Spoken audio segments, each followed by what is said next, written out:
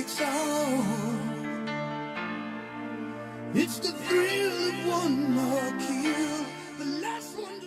SpongeBob isn't a character I would call super prominent in the gaming world. There were some fun games around the character back on the PlayStation 2, and even the main SpongeBob appearance on the Switch is a remaster of a PS2 game. But he's back, and instead of it being a remaster like Battle for Bikini Bottom Rehydrated, the original voice cast was brought back even more than what were in the last game for a brand new platformer filled to the brim with references to the classic episodes of those earlier seasons. So let's dive right in. Here is my review of SpongeBob SquarePants, the Cosmic Shake for the Nintendo Switch. With story, SpongeBob and Patrick happen upon a magical artifact in the form of bubbles. After using it for fun little wishes for his friends, the entire fabric of the universe breaks, pulling parts of Bikini Bottom into separated worlds. SpongeBob then ventures into these worlds to bring them all back and fix what he broke. Now with the plot, it's good if you're a fan of the show. A lot of the dialogue has that goofy cartoon logic and jokes like you would expect between these characters, and pretty much every classic meme and joke from the classic episodes are here, from my leg, the Krusty Krab pizza, and chocolate.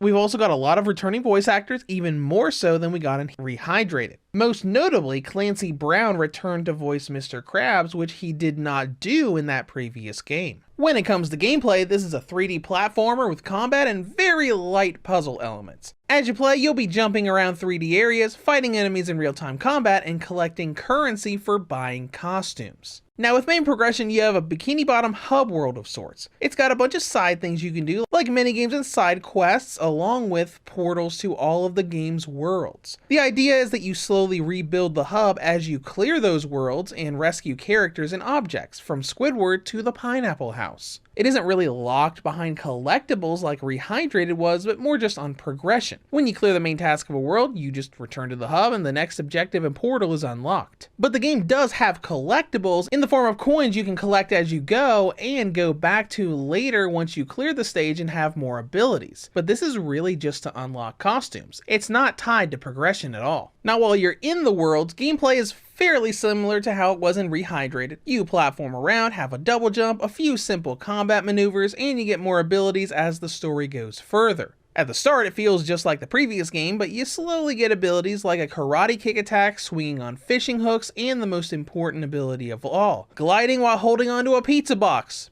Because everyone knows the Krusty Krab pizza is the pizza for you and me. And these enhanced abilities are probably because SpongeBob is the only playable character here. Unlike Rehydrated, you cannot play as characters like Sandy or Patrick. Now the task in these worlds is always just move around, collect jelly currency, and make your way to an objective. And these objectives are very simple, like getting someplace to collect something or just interacting with an object. You'll occasionally have locked off arenas and enemies to fight, mostly in the form of jelly monsters, something exclusive to this game. And simple pretty much describes everything else about the gameplay as well. With combat, you get to do a little more than the last game, but you've just got the basic net spin from Rehydrated, a karate kick, bubble shot, and more little situational abilities as you get to new worlds. It's also not very difficult. SpongeBob is obviously a kids show, and while people that grew up with the episodes that this game references are now in their 20s and 30s, the game is clearly geared towards children on difficulty.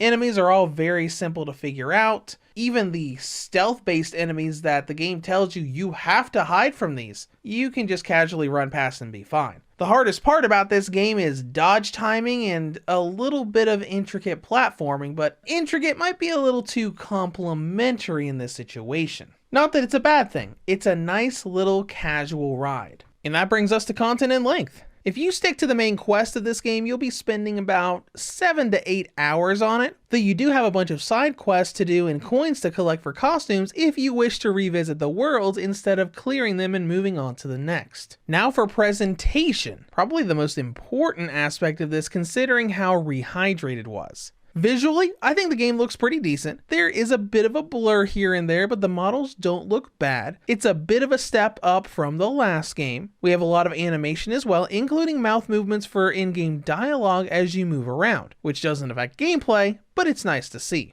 Performance is the real thing here we want to look at. It was pretty bad in Rehydrated. It's not perfect here, but it's better. Frame rate is decently smooth in most worlds, dropping down every so often, at least outside of the Halloween rock bottom world where it drops constantly and will hiccup and freeze during some jumping and platforming areas, which can create a big problem. However, all of those weird glitches and bugs from Rehydrated, like falling through the floor or buttons not working anymore, they're not here. The only thing you really have to worry about in the Cosmic Shake is the frame rate, though I will admit that the load times can get a bit lengthy and laggy when moving from world to world. Now let's move on to battery life. Cosmic Shake gives the original model a range of 3 to 4 hours, the Lite gets 3 to 4.5, and the V2 and OLED get about 5 to 6 hours. In conclusion, SpongeBob has returned to the handheld world in a more modern adventure than Rehydrated gave us, and with more of the returning voice cast. Now the downside, we get a fair amount of frame drops, especially in the rock bottom world, and there's a bit of confusion between the crowd this game was made for. But if you're a fan of the show, it's a nice little platformer with lots of callbacks and fun to be had. Reviews to Go rates SpongeBob SquarePants The Cosmic Shake for the Nintendo Switch an 8 out of 10. If you have any comments or questions, feel free to leave them below. Thank you for watching, and have a great day.